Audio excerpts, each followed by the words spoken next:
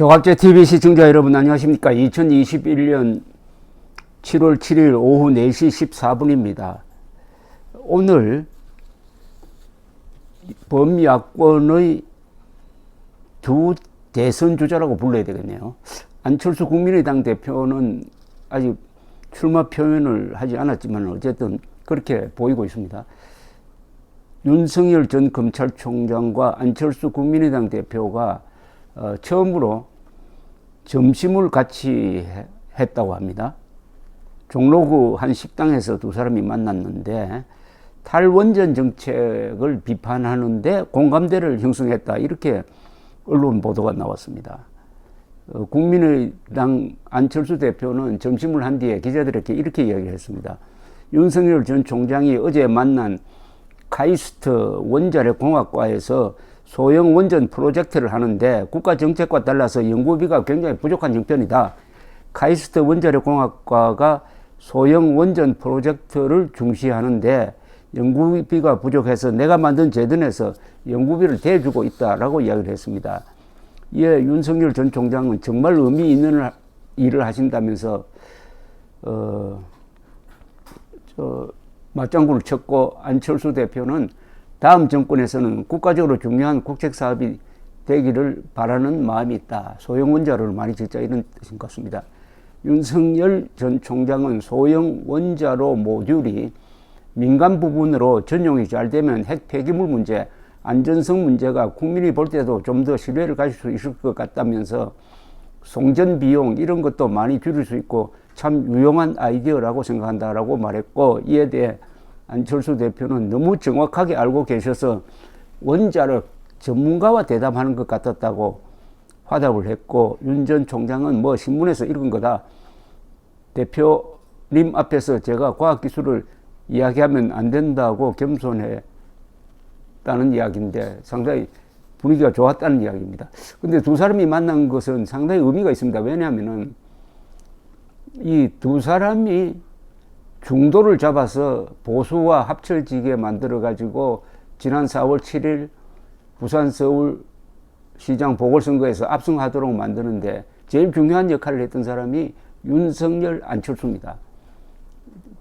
타이밍도 비슷한 시기에 그런 일이 있었습니다. 즉 작년 연말에 이 정권이 윤석열 검찰총장을 몰아내기 위해서 이 대통령이 재가를 해가지고 윤석열 전 총장에게 정직 2개월의 중징계를 시켰더니 윤석열 총장이 대통령을 상대로 집행정지를 구하는 소송을 걸었고 법원이 윤석열 총장 손을 들어주었습니다. 비슷한 바로 며칠 상간에 안철수 국민의당 대표는 이번 서울시장 보궐선거에서 범야권 단일화를 해야 한다 하는 기치를 내걸고 자신은 대통령으로는 안 나올 테니까 여기에 서울시장 후보로 나오겠다. 그러나 국민의힘과 나중에 단일화를 이루겠다라고 하면서 범야권 단일화의 깃발을 걸었습니다. 요 때를 계기로 해가지고 지난 연말부터 올해 초에 여론이 완전히 바뀝니다. 정권 교체냐 아니면 정권 유지냐, 여기서 정권 교체를 원하는 사람들이 그때부터 더 커지기 시작합니다. 그 이유는 바로 이 안철수, 윤석열 두 사람이 중도를 잡았기 때문입니다.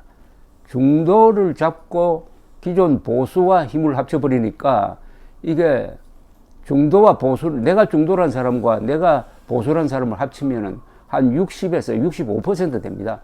그러니까 압도적 여론 구도를 형성을 했고, 이게 지금도 변함이 없이 정권 교체 대세론으로 굳어지게 만든 두 사람이 오늘 만났다고 하니까 상당히 든든해 보입니다. 나중에 이 내년 정권 교체가 이루어지면은 그 정권 교체의 가장 큰 공로자는 이 두 사람이 될 겁니다.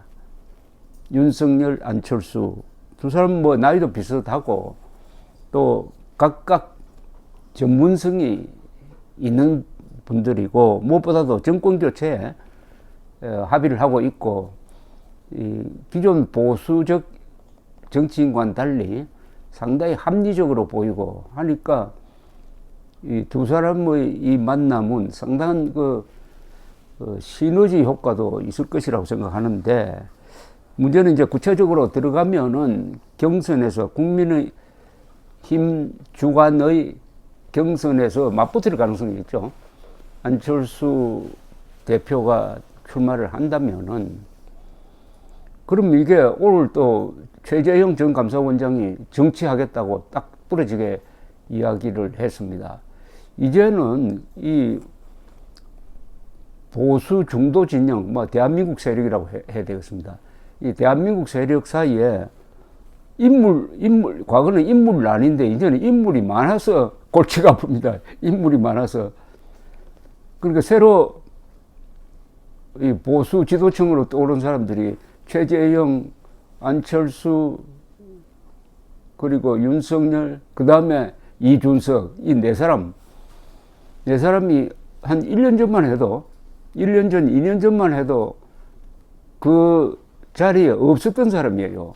이 사람들이 여러 가지 드라마를 스스로 만들어내면서, 이 네 사람이 다 스토리가 있고 드라마가 있습니다.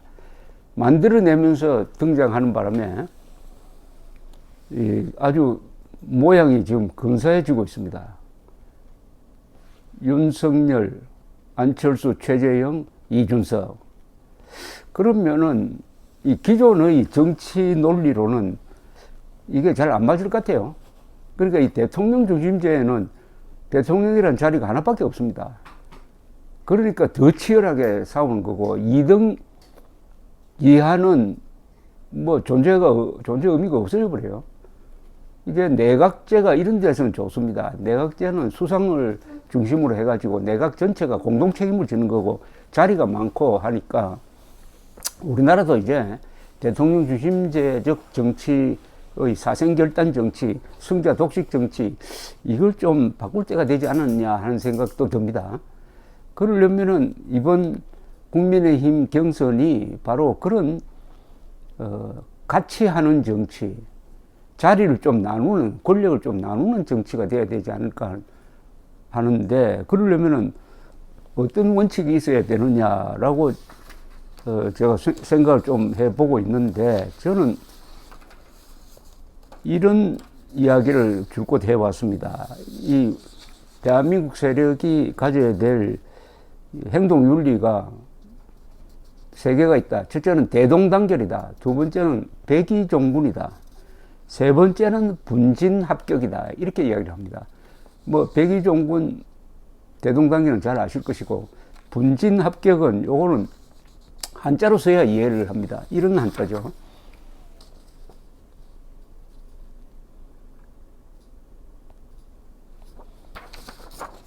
그러니까 갈라져 나아가되 공격은 같이 해야 된다, 이런 뜻입니다. 분진합격. 각계약진하되 마지막에 목표를 향해서 돌격할 때는 힘을 합쳐야 된다는 겁니다. 그러나 그 가는 방향은 각각 다를 수가 있고 달라야 된다는 거죠. 분진해서 합격하자는 거죠. 분진합격. 그러니까 지금 여러 인물들이 분진을 할 때입니다. 분진은 각계약전입니다. 각자가 나가는 겁니다. 마지막에 공격은 언제 하느냐? 바로 경선에서 한 사람이 후보로 결정이 되면은 그때부터 공격을 하는 거죠. 그 사람이 지도하에 내년 3월 9일을 목표로 공격을 하는 건데, 이때는 힘을 합치고 그 전에는 각각 분진을 하자. 그러나 분진하더라도 합격할 생각을 하고 분진을 해야지, 분진으로 끝나버리면 완전히 분열돼 버리죠. 4분 5열 돼 버립니다. 합격을 하려면은 여기 또 원칙이 있어야 됩니다. 그것은 몇 가지 원칙 중에 제일 중요한 게 저는 자유통일이라고 봅니다. 자유통일 세력은 다 뭉쳐야 한다. 자유통일 하기 위해서는 대한민국이 바로 서야 한다. 대한민국에 지금 침투해 있는 김일성 세력을 제거하는 일, 그걸 1차적으로 하고, 그 다음에 힘을 모은 다음에는 김정은 정권까지 쓸어내는 자유통일로 나아가는 것이다. 자유통일에 합의하는 사람은 다 합격할 수가 있죠. 자유통일에 반대되는 적화통일 세력과의 싸움에서는 그것은 대동단결할 수밖에 없고, 대동단결은 현재로는 김정은, 문재인에 반대하면은 다 우리 편이다, 이렇게 되는 거죠. 그러니까 이 합격을 하려면은 목표, 이념이 같아야 된다고 생각합니다. 목표, 이념. 그건 뭐 다른 데서 가져올 필요도 없습니다. 우리 헌법입니다. 헌법이 제시하고 있는 몇 가지 조항에 동의하면 다 우리 편이다. 헌법 1조, 대한민국은 민주공화국이다. 헌법 제3조, 대한민국 영토는 한반도와 그 부속 도서로 한다. 따라서 우리의 영토인 북한을 강점하고 있는 북한 노동당 정권을 몰아내야 한다. 그러나 피를 흘려서는 안 된다. 헌법 제4조, 대한민국은 자유민주적 기본 질서에 입각한 평화적 통일을 한다. 그렇게 함으로써 거꾸로 돌아와가지고 헌법 제1조, 대한민국은 민주공화국이다 하는 것을 한반도에서 이제 실천하는 거죠. 우리 헌법 제1조, 대한민국은 민주공화국이라는 것은 현재 있는 이야기가 아닙니다. 대한민국은 민주공화국을 지향한다는 뜻입니다. 아직은 반쪽만 민주공화국이니까 헌법 제4조사로 해가지고 한반도 전체를 민주공화국으로, 자유민주공화국으로 만들어라 하는 그런 명령을 내리고 있으니까 그대로 하면 되는 거죠. 그걸 딱 줄이면은 자유통일 하자는 겁니다. 자유통일이 우리 국가의 목표고 헌법의 최고 가치입니다. 그리고 또 하나가 있습니다. 헌법 제10조입니다. 모든 국민은 인간으로서의 존엄과 가치를 가지며 행복을 추구할 권리를 가진다. 국가는 개인이 가지는 기본권을 보장해야 한다. 이것은 한마디로 말하면 개인의 자유입니다. 개인의 자유를 보장하는 정치 체제. 그게 자유통일의 내용입니다. 자유통일 해가지고 뭘 할 거냐? 헌법 10조대로 한다. 즉 개인의 자유를 신성불가침의 권리로 존중함으로써 모든 국민이 가지고 있는 각각의 재능을 충분히 발휘하도록 함으로써 국가가 부자가 되고, 국가가 부자가 되면 강한 군대를 가지게 되고, 그러면 나라를 유지 발전시킬 수 있다. 여기에 문명 건설이 더해지면은 결국은 인류 국가를 만들 수 있다. 이런 원대한 목표와 방법론에 합의한 사람들은 다 하나가 돼야 된다. 그러나 각자 생각이 다 다르다. 그러니까 개인의 자유를 보장하겠다는 거죠. 이게 뭐 제가 특출한 무슨 아이디어를 낸 것도 아니고, 이런 원리는 이미 2000수백 년 전에 공자가 논어에서 한 이야기하고 똑같습니다. 이게 논어에서 나온 이야기 중에 뭐 여러 명문장이 많지만 화이부동 동의불화가라는 말이 있죠. 화이부동은 다르지만 화합을 한다는 뜻이고, 동의불화는 같음에도 불화한다는 이야기입니다. 화이부동 앞에는 군자란 말이 있습니다. 군자는 화이부동하고 소인은 동의불화한다. 군자는 달라도 화합을 하는데 소인배들은 같은데도 불화한다. 아주 천하 명언이죠. 한자로 쓰면 이렇습니다. 모양이.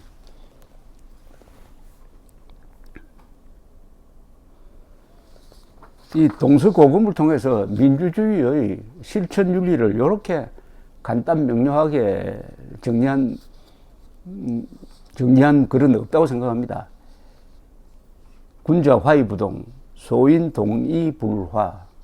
그러니까 분진 합격이 되려면은 화이부동해야 합니다. 화이부동이란 말과 분진 합격은 똑같은 말입니다. 화이부동 하려면은 달라도 각자가 생긴 게 다르고 재능이 다르고 출신이 다 다릅니다. 다 다른데도 화합할 수 있도록 하려면 기준이 있어야 될 것 아닙니까? 그 기준은 첫째, 사실에 합의해야 한다는 겁니다. 사실. 그 다음에 법을 지켜야 된다는 거죠. 그 다음에 과학을 존중해야 되는 거죠. 이거죠.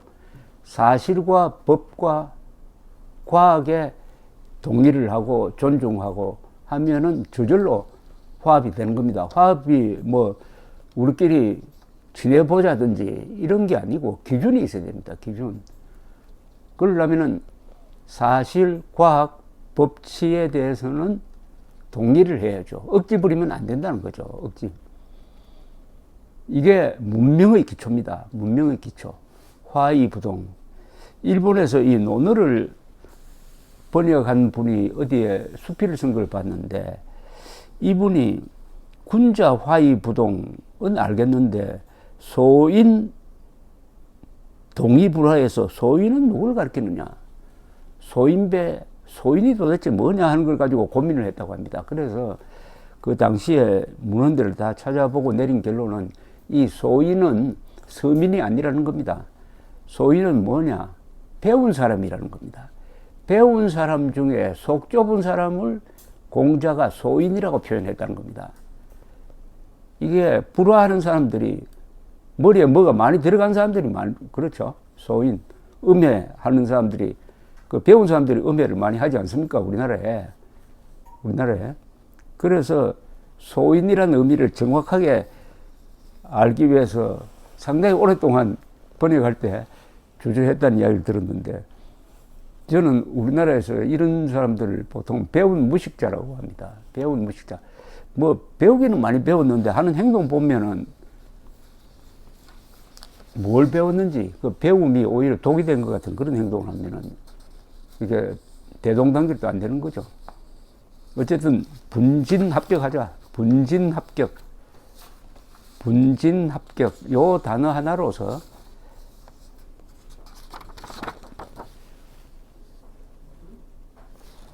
내년 3월 9일을 역사적 승리로 이끌고 여세를 몰아가지고 6월의 지방선거에서도 삭설이하고, 쓰레기를 삭설이하고, 그리하여 국회를 포위하고 해서 대한민국이 다시 문명 건설의 길로 복귀할 수 있게 되기를 바랍니다. 감사합니다.